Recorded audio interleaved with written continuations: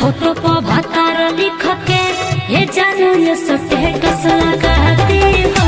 कहता तहरा फोटो पर भतार लिख के हे जानू ये स्टोरी लगाती हो।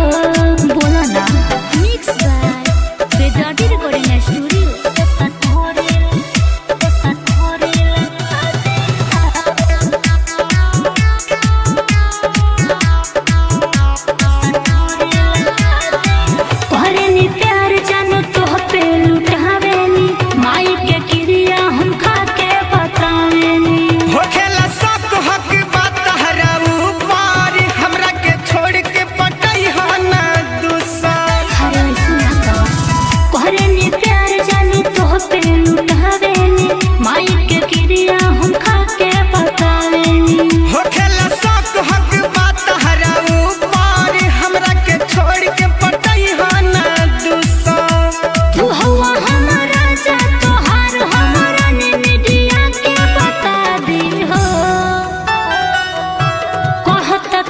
फोटो पर भतारा लिख के हे जानू ये स्टेटस लगाती हो।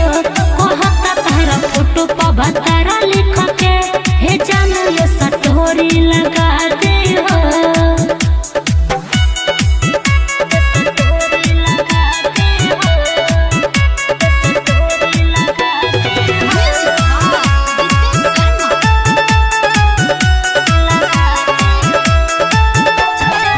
चल जाई जान बाकी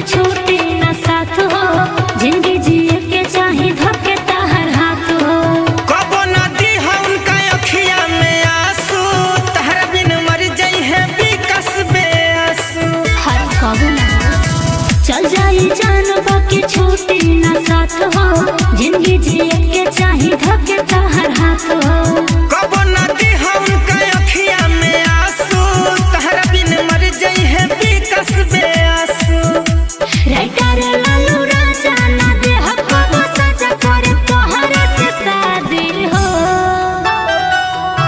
कहता तहरा फोटो पर भतारा लिख के हे जानू ये स्टेटस लगा